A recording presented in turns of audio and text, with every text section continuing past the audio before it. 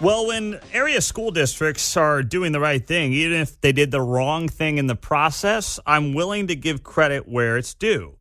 So the story here, nobody else in local media had this. The Heartlander did, and if you're not checking them out, you should be at heartlandernews.com. They're covering news information that's happening right here in the Kansas City area on both sides of our state line.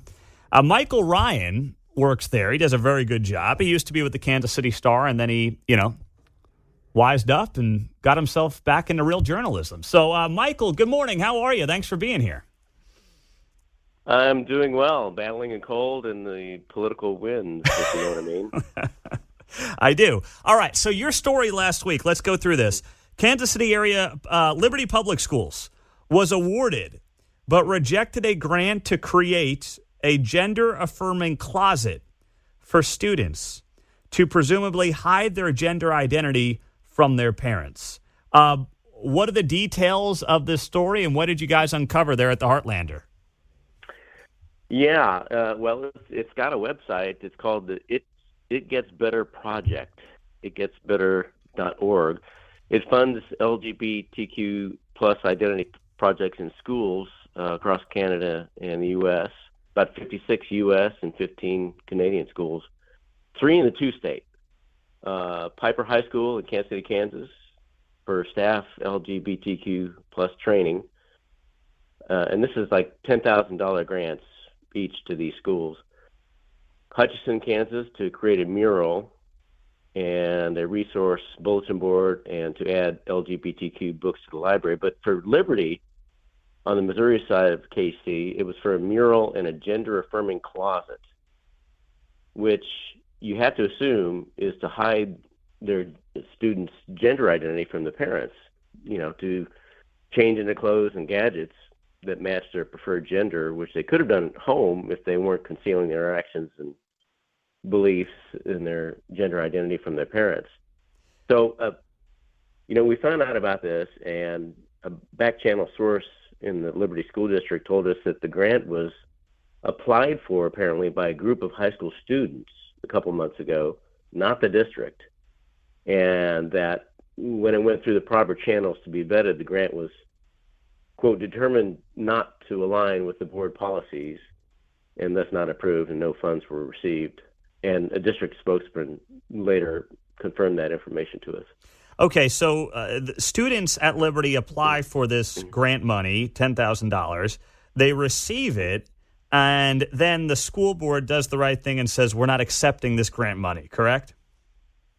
Yeah, I'm not sure any money changed hands. They apparently accepted the grant. I mean, it was listed on this organization's website, but the district rejected it. Now, we're trying to figure out how the district could be given a grant that it didn't want or even ask for.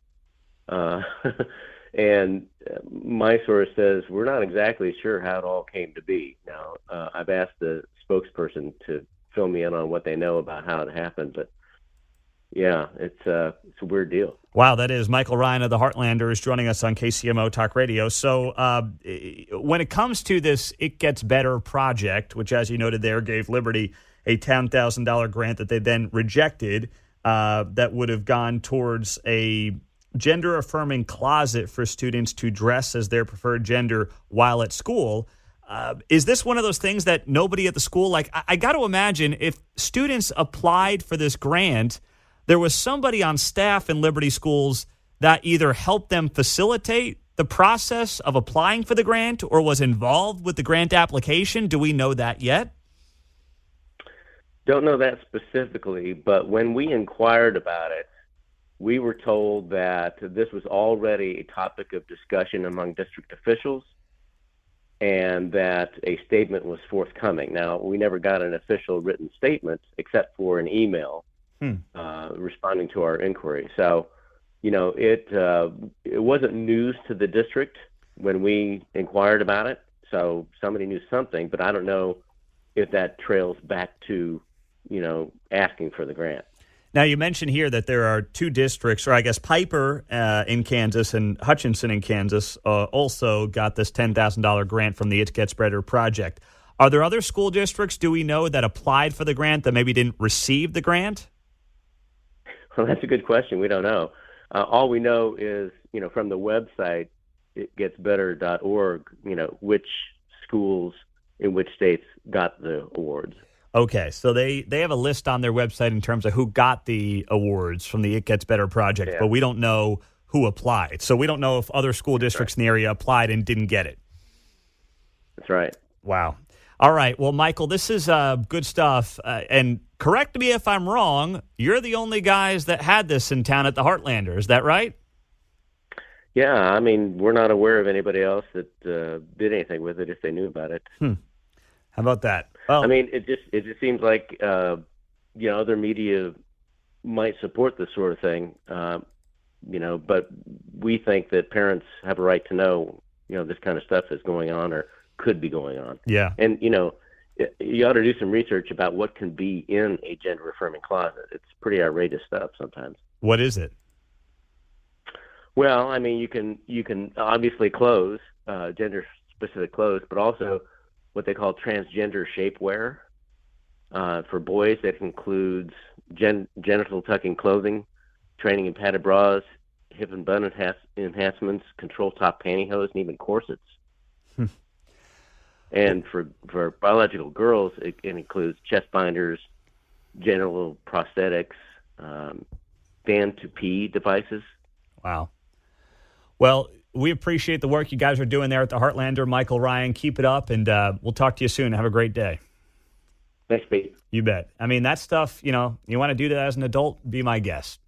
You want to apply for grants at school districts to push that stuff on kids, going to have a problem with the majority of parents. No doubt about that. It's good to hear from Michael, Ryan.